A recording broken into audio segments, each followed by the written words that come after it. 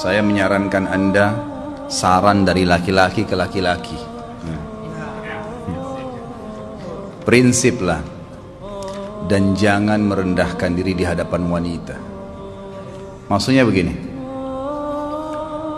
pada saat seorang wanita yang menjadi istri Anda membutuhkan Anda, tunjukkan kebutuhan kita 1000 kali daripada dia. Dia sayang, dia perhatikan, dia siap berkorban. Kita harus 1000 kali lebih hebat daripada itu. Laki-laki memang penaung. Tapi kapan dibalik? Kalau saya pribadi, kapan dia tidak butuhkan, menunjukkan kebutuhan, saya 1000 kali tidak butuh sama dia. Untuk apa Anda merendahkan diri di depan seorang wanita yang kalau memang dia tidak bisa menjadi seorang istri? Karena kapan wanita sudah menyombongkan diri di hadapan laki-laki, tidak akan ada wibawa sama sekali. Ini poin dulu dalam pembukaan.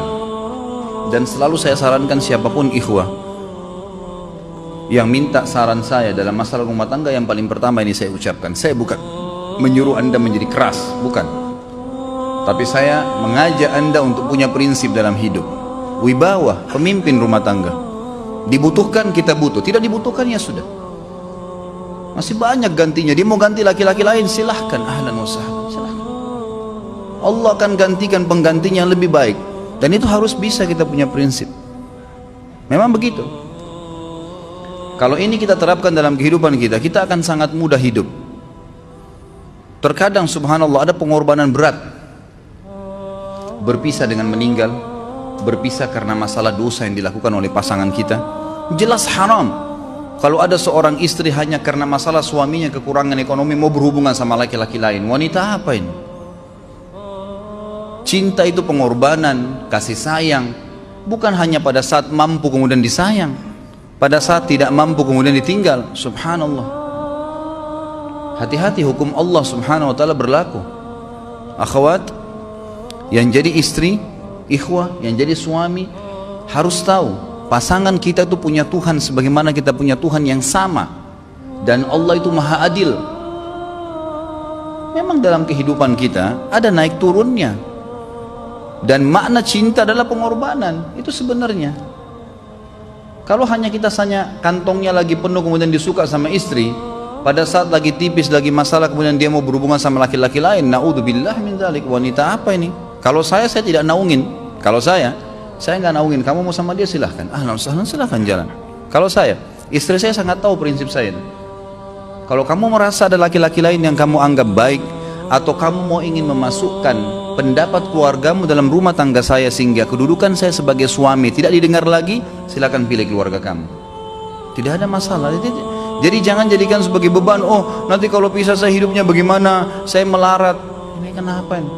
Saya mati kalau nggak sama dia, ya mati bener nanti. Gila kalau nggak nikah sama dia, gila kalau siapa ini? Ini kenapa ini? Keluar dari bingkai hidup itu. Seorang muslim itu hidupnya mulia. Dia dihormatin, dia menghormatin. Dia dihina, tinggalkan. Allah SWT tidak menyuruh kita menghinakan diri, tidak boleh. Kalau wanita ini misalnya, istri ini yang dikatakan tadi masih mencintai suaminya, dia hanya sekedar minta kerja, ya, garis bawahi kalimat ini ya. Dia hanya sekedar minta kerja untuk membantu nafkah rumah tangga, ahlan wa sahlan, jempol. Enggak masalah. Bagus itu. Sampai suaminya mapan. Itu baik. Tapi dalam kondisi masih status istri punya hubungan sama laki-laki lain, naudzubillah min dzalik. Mana ghirah? Mana kecemburuan positif yang telah Allah pelihara dalam diri kita? Enggak boleh. Pada saat seorang sahabat pulang ke rumahnya mendapatkan istrinya selingkuh dengan laki-laki lain, tidak disebutkan apakah berhubungan biologis atau tidak, tapi yang jelas sahabat ini sampai kaget masuk ke rumahnya temukan ada laki-laki lain. Dia bingung mau lakukan apa. Dia pergi ke Nabi SAW lalu berkata, ya Rasulullah, saya pulang rumah istri saya lagi sama laki-laki lain. Maksudnya dia pandu saya harus buat apa nih? Apa yang terjadi? Subhanallah, Sa'ad radhiyallahu anhu sahabat Nabi mulia menghenuskan pedang mengatakan, ya Rasulullah, kalau terjadi pada rumah tangga saya akan penggal dua-duanya. Dua-duanya saya penggal nih.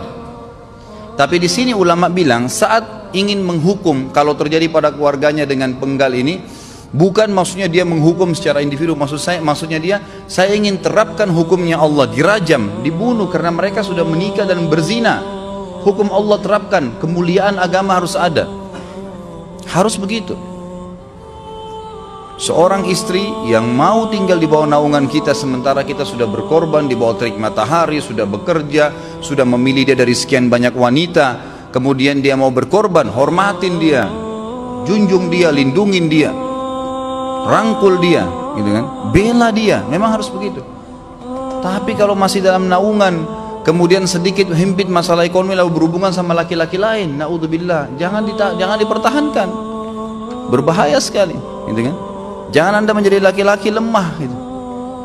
Saya kemarin ditelepon oleh 2 orang sekaligus, subhanallah. Sahabat dekat telepon kepada saya, laki-laki. Ustadz, maaf mau ngomong sebentar. Baik, silahkan. Ustadz, saya ini, istri saya pulang ke rumah ke kampung ayahnya ibunya karena alasan mengurus ayah dan ibunya. Akhirnya saya sama anak-anak ditinggal di sini sendiri. Setiap kali saya panggil pulang, dia bilang, sudahlah saya nggak mau pulang. Kalau mau nikah lagi silahkan. Dia bahasakan begitu. Bagaimana sarannya Ustadz? Saya bilang nikah lagi. Dengan tegas saya bilang nikah lagi. Kalau tidak terbuka pintu fitnah. Perempuan itu kenapa harus pilih orang tuanya? Tidak boleh secara syar'i, nggak boleh. Sudah menerima akad nikahnya seorang laki-laki, laki-laki itu yang dinomorsatukan di atas ayahnya, nggak ada alasan. Kalau suami izinkan boleh urus orang tua, kalau nggak diizinkan tidak boleh, nggak boleh. Bagaimana dia tinggalkan suaminya sama anaknya? Kaget itu saya katakan begitu. Iya, bahkan sekarang hukum poligami sudah wajib bagi Anda, nggak boleh. Wajib sekarang. Ini ragu mau melangkah seakan-akan poligami itu dosa. Padahal dia ditinggal oleh istrinya. Bagaimana bisa ini? Ada laki-laki seperti ini nggak punya prinsip. Harus melangkah. Dia sudah dapat jawaban saya dikasih. Ini Ustadz, teman saya juga mau bicara. Masalahnya sama lagi. Ustadz, istri saya tinggalkan saya, Ustadz kayak mau menangis. Sebentar, jangan pakai nangis laki-laki. Apa ini cengeng? Ditinggal wanita nangis, subhanallah. Orang nangis itu ditinggal meninggal Rasulullah SAW, ketinggalan sholat subuh berjamaah, itu nangis. Nggak jadi jihad, nah itu nangis. Ditinggal perempuan nangis, la ilaha illallah. Allah ciptakan perempuan lebih banyak daripada laki-laki. Ini bukan menurunkan martabat perempuan ya. Artinya harus seorang pemimpin itu punya wibawa, nggak bisa. Kalau nggak akan dianggap remeh nanti.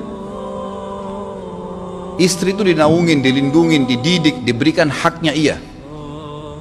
Berikan berlipat-lipat penghormatan sebagaimana dia berikan satu penghormatan, nggak apa-apa.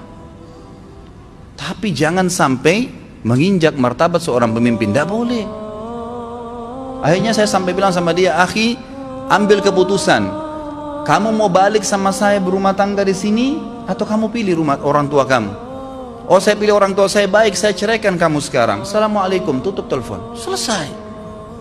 Jangan lama-lama. Cengeng sekali, udah sujud sama Allah, saya masih berat cintanya Allah. Ia minta kepada Allah subhanahu wa ta'ala, minta gampang dihilangkan dari hati. Sebagaimana dia datang dia bisa keluar, gampang itu.